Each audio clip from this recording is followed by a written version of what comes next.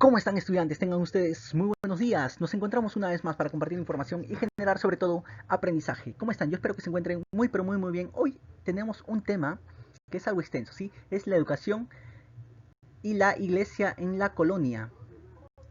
Así que, sin más dilatación del tiempo, vamos a por el tema. El sistema educativo colonial. Bien, la educación formal en la colonia estuvo dirigida fundamentalmente por religiosos y reservada a una minoría. Recordemos que cuando vinieron los españoles, no solamente vinieron con el propósito político-militar, ¿sí? Sino que vinieron también con el propósito de evangelizar, extender la palabra de Dios. Entonces, ellos formaron eh, sitios de adoctrinamiento, ¿sí? En el cual dieron pues esta educación formal, ¿no? Lo hicieron para formar buenos cristianos, buenos súbditos, ¿sí? Lo utilizaron como sistema de control ideológico, ¿sí? Esto, remárquenlo bien, control ideológico. Fue en la colonia, ellos daban la educación para una clase sobresaliente, ¿está bien? Que era minoritaria. Y también fue excluyente porque, por ejemplo, ¿no? A los primeros tiempos de la educación que brindaban en la colonia, pues no se le permitían a los negros, a las personas de color, a las personas afrodescendientes, recibir educación. Entonces, aquí vemos que son excluyentes. Por eso se dice fue elitista, o sea, para una clase especial de nobleza en general o española, y excluyente con aquellos que no podían o no merecían, en todo caso, recibir este tipo de educación. No fue un canal de integración de la población indígena. ¿Por qué? Porque hubo una especie de segregación, que es una segregación que ustedes van por un sitio con sus costumbres y nosotros vamos por el nuestro, que son otras costumbres. Una excepción fue hecha en favor de los descendientes de la élite incaica y principales curacas, ¿sí? ¿Por qué? Porque había algunos colegios, algunos centros en los cuales los hijos de los incas, de la nobleza incaica o de los curacas, pues podían asistir y estaban en lugares cercanos a donde iban pues no los españoles. Juan de Cuellar fue profesor del Inca Garcilaso de la Vega. Bueno, un dato para tenerlo en cuenta. Muy bien, vamos a ver que los niveles educativos en la colonia van a ser diversos. En este caso, tal como muestra esta división de la información, tenemos tres. Uno que son los estudios básicos, otro que son los estudios menores y otro que son los estudios mayores. En los estudios básicos vamos a tener, pues, ¿no? Aquella instrucción que se le da a los más pequeños, ¿sí?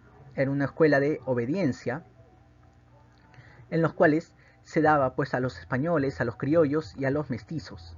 ¿Sí? En algunos casos, recordemos que los mestizos entre esta clase social, en estas castas, el mestizo era el más bajo, entonces por eso se le restringía el paso.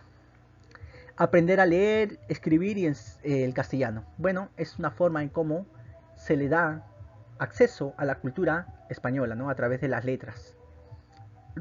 Y algunos rudimentos de la matemática también se le enseñaban, ¿sí? Para que puedan prepararse, para que puedan realizar actividades de contabilizar, ¿no? Contabilización. Luego, claro que sí, se le enseñaba lo que era el catecismo. Eso era fijo, eso era un hecho que se realizaba en la colonia. Por lo mismo que había explicado hace un momento, ¿no? Los religiosos son aquellos que realizan estos locales para que puedan compartirse la información y para que puedan aprender a leer la Biblia, tenía que aprenderse al menos el leer, escribir y el catecismo. Los estudios menores tenían un sistema escolástico que, bueno, tenían como forma de enseñanza el aspecto católico y el aspecto gramático, ¿sí? Le enseñaban la lengua, aprendían, mejoraban. También se le enseñaba retórica, música, humanidades y gramática latina. Se iniciaba de 7 a 8 años, ¿sí? De hecho, estos estudios menores estuvo desde ya orientado para aquellas posiciones que van a ser posteriormente exclusivas. Por ejemplo, los curacas, los hijos de los indios nobles, accedían a estos estudios menores, ¿sí? Y sus hijos eran enviados a partir de los 7 u 8 años. Igual, las mujeres también podían ingresar a esta forma de enseñanza, pero ellas recibían conocimientos de gramática, conocimientos eh, sobre todo de labores domésticas, ¿sí? Música y oraciones, para que sean, las preparan para ser buenas personas, buenas amas del hogar.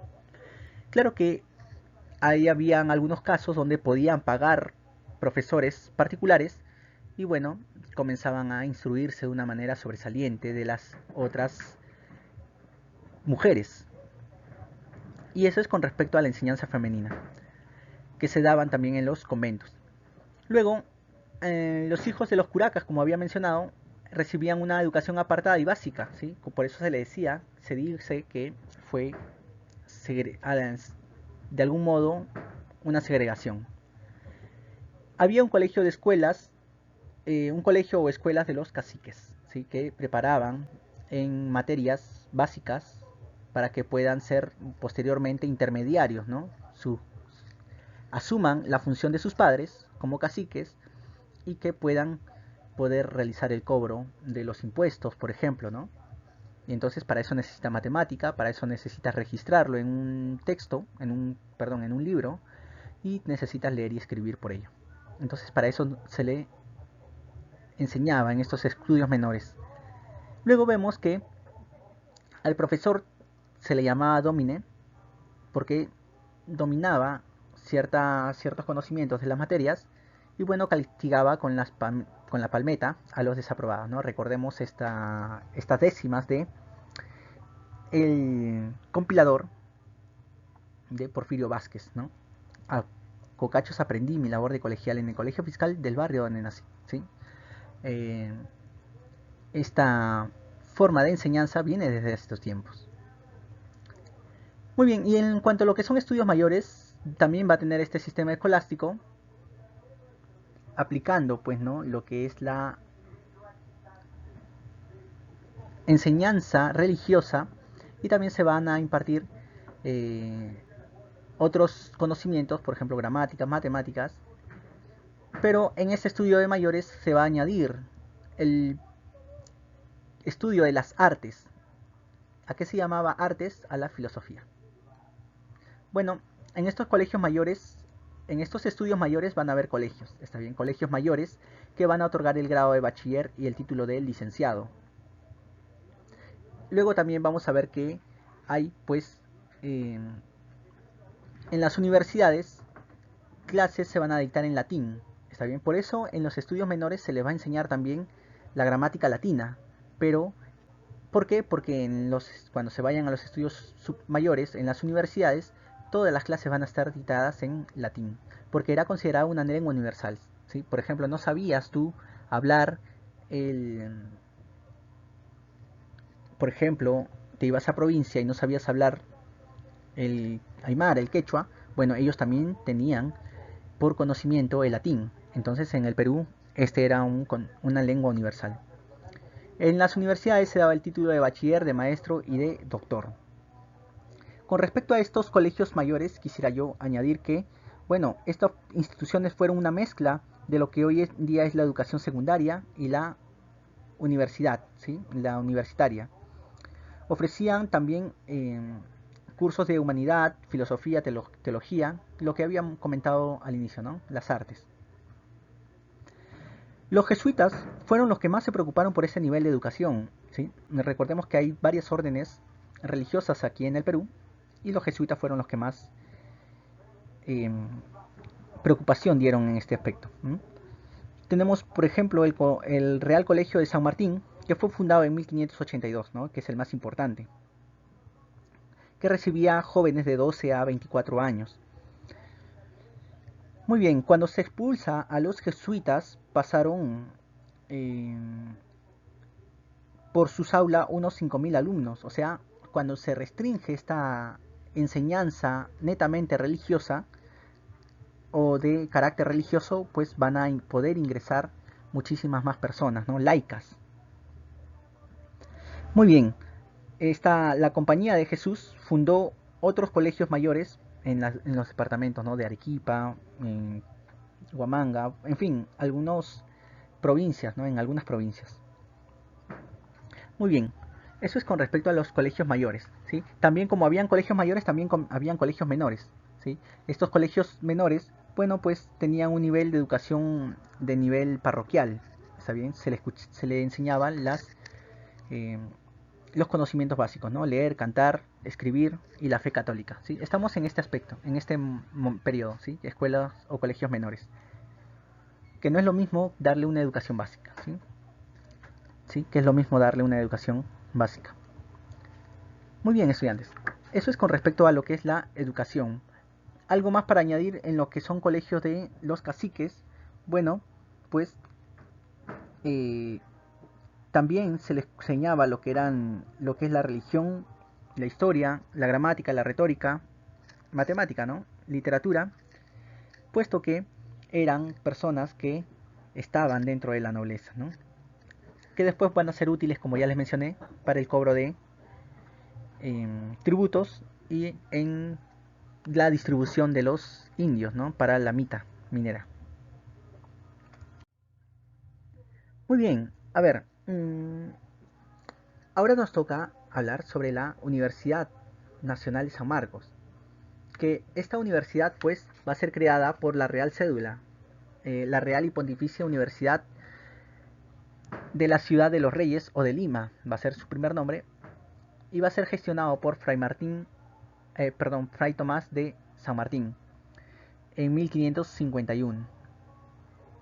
En lo que estamos viendo en la pantalla es el escudo de San Marcos.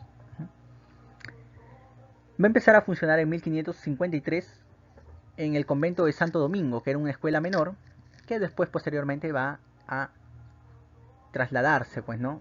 A Lima para que puedan ser administrada ya no solamente eh, para personas religiosas, sino que también va a permitir el ingreso de personas de libre pensamiento, ¿no? Que son los laicos. Su primer rector fue Fray Bautista de la Rosa. El virrey Toledo aprobó la alternancia en el rectorado de clérigos y laicos, ¿no?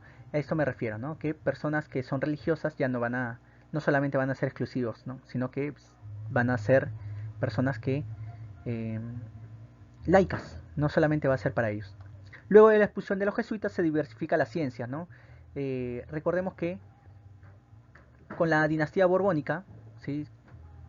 Cuando surge esta nueva dinastía, este cambio de sucesión de reinado, o esta influencia francesa en el reino de España, pues se va a dar mayor relevancia a lo que son las ciencias. Los alumnos de Santo Toribio Rodríguez de Mendoza fueron congresistas de la República del Perú. ¿Sí? Ya estamos un poco más cercanos a lo que es la emancipación, ¿sí? Siglo XIX, perdón. Alumnos de de Toribio Rodríguez de Mendoza fueron congresistas. Recordemos que Toribio Rodríguez de Mendoza fue un catedrático de la Universidad de San Marcos y bueno, algunos de sus estudiantes van a ser congresistas en la República del Perú naciente. José Baquiján y Carrillo dio el discurso, el elogio en esta casa de estudios, o sea, en la Universidad de San Marcos, y por ello se le denegó su cargo como rector. ¿Sí? Era muy conocido, pero por este discurso, el elogio, ya no va a ser, o se le va a denegar postular para ser rector de San Marcos. Muy bien, estudiantes, esa es la información que tenemos para compartir por ahora, puesto que más adelante vamos a tratar también con mucha más profundidad sobre esta casa de estudios que es la Universidad Mayor de San Marcos.